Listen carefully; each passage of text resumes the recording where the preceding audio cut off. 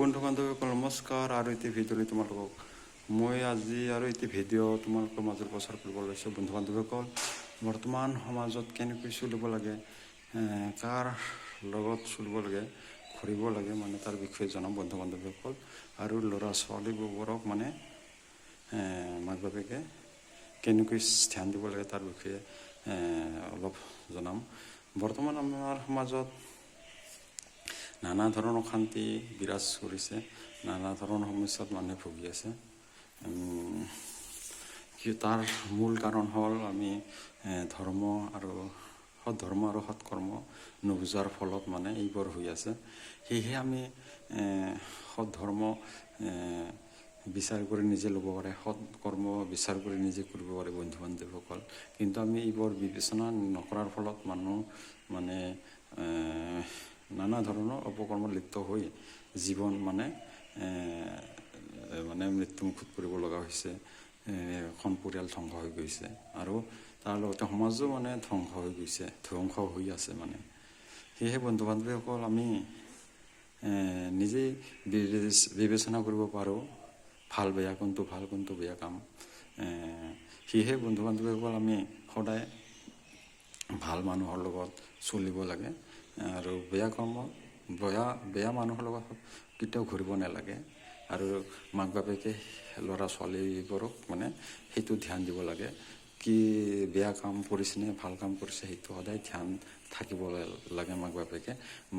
বৰ্তমান আমাৰ বৰ্তমান সমাজত মানে ল'ৰা ছোৱালীক জন্ম দিছে আৰু মানে সিহঁতে কি কৰিছে কি কৰা নাই মানে একো মানে নেচায়। কিছুমানে স্কুলত দিছে মানে সিহঁতক যে চাব লাগে কি কাম কৰি আছে, কি কাম কৰা নাই, ভাল বেয়া কাম, সেইবিলাক মানে নেচায়। তাৰ ফলত মানে কিমান আগবাঢ়ি আছে স্কুলবোৰতো, সেইবিলাক নেচায়। তাৰ ফলত মানে ল'ৰা ছোৱালীবোৰ মানে বেয়া কাম কৰি মানে সৰু সুৰা কৰি ডাঙৰ হৈ যায়। পিছত এনেকৈ ডাঙৰ কামো মানে ডাঙৰ কামবোৰো কৰি যায়।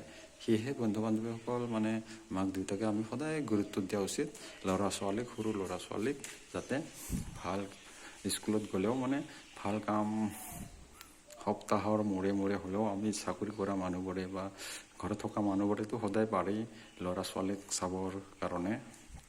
আমিতো চাকৰিত থাকোঁ, তেতিয়াহ'লেও মানে মাকে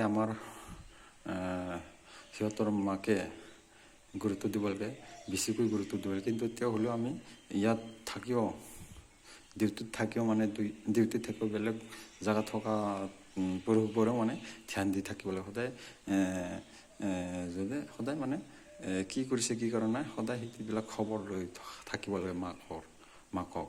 তাৰপিছত নিজে গৈও মানে কেতিয়াবা ছুটি গৈ সিহঁতক মানে লগ ধৰিব লাগে, বেয়া কাম কৰিব নালাগে, মানে ভালকৈ থাকিবা, সেইবিলাক সদায় মানে কৈ থাকিব লাগে, বুজাই থাকিব লাগে। তেতিয়া মানে ভাল হ'বই ল'ৰা ছোৱালী সৰুতেই যদি এইবোৰ শিক্ষা দিয়া ভাল হ'বই। কিয়নো মই বাৰ কৈ আহিছোঁ, মানে এইটো উদাহৰণ মানে কোমল বা মানে ফুৰ্তি বেকা কৰিব পাৰি, মানে পুৰত হ'লে বেকা কৰিব নোৱাৰে। ঠিক তেনেকুৱা কথা, কোমল বা সৰুতে বেকা হয়, ঠিক ল'ৰা ছোৱালীৰ ক্ষেত্ৰতে তেনেকুৱাই কথা, এইবিলাক সঁচা কথা। সেয়েহে মানে ভগৱানে মানে কিছুমান আমাক এক্সাম্পল দি থৈ গৈছে, মানে সেইটো কোনেও কাটিব নোৱাৰে, এইটো চিৰসত্য কথা হয়। এইবোৰ কথা হৈ যায়, মানে মিলি যায়। সেয়েহে বন্ধু বান্ধৱীসকল, মানে আমি এইটো সমাজ গঠন কৰাৰ প্ৰথম ল'ৰা ছোৱালীৰ মাক বাপেকে মানে ভাল সমাজ, এখন সুস্থ সমাজ গঠন কৰিব পাৰে মাক বাপেকে সৰু ল'ৰা ছোৱালীক শিক্ষা দিয়ে।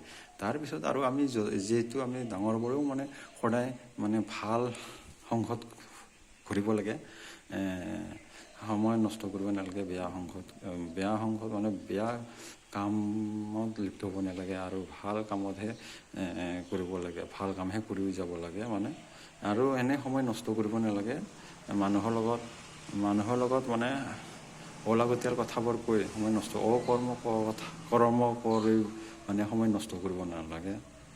কিয়নো জীৱন আমাৰ বহুত পুণ্যৰ ফলত মানৱ জীৱন পায় মানুহে, আৰু মানুহ জীৱশ্ৰেষ্ঠ জীৱ মানে তেওঁ হ'লেও বৰ্তমান সমাজত মানে অশান্তিৰ সৃষ্টি হৈ আছে। মানে ধৰ্ম কৰ্ম নজনাৰ ফলত মানে ধৰ্ম কি বস্তু কৰ্ম কি বস্তু নজনাৰ ফলত মানে এই বৰ্তমান পৃথিৱীত এই বৰ্তমান সমাজত মানে মানুহৰ চাৰিওফালে অশান্তিৰ সৃষ্টি হৈ গৈছে। নিজেই মানে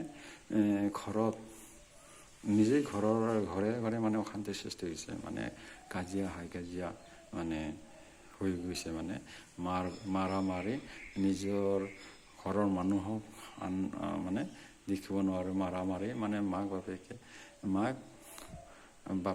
মাক বাপেকবোৰকো মাৰা মানে পুতেকে মাকক মাৰে। এনেকুৱা মাকেও পুতেকক মানে নানা ধৰণৰ ঘটনা হৈ আছে। সেয়েহে বন্ধু বান্ধৱীসকল আমি জানি এতিয়াও মানে সময় আছে। যিবোৰ হৈ গৈছে আমি এখন ভাল সমাজ গঠন কৰাৰ কাৰণে মাক বাপেকে মানে অতি গুৰুত্ব দিব লগা হৈছে, যাতে সমাজখন আমাৰ ভাল হৈ আহে। যিহেতু হৈ যোৱা ঘটনাবোৰ মানে হৈয়ে যাব, তাক পুনৰ ঘূৰাই আনিব নোৱাৰে। কিন্তু আমি যিবোৰ হৈ আছে সেইবিলাকতো মানে ঠিক কৰিব পাৰি। ঠিক কৰিব পাৰোঁ ভাল কাম কৰি। সেয়েহে বন্ধু বান্ধৱীসকল আমি সদায় মানে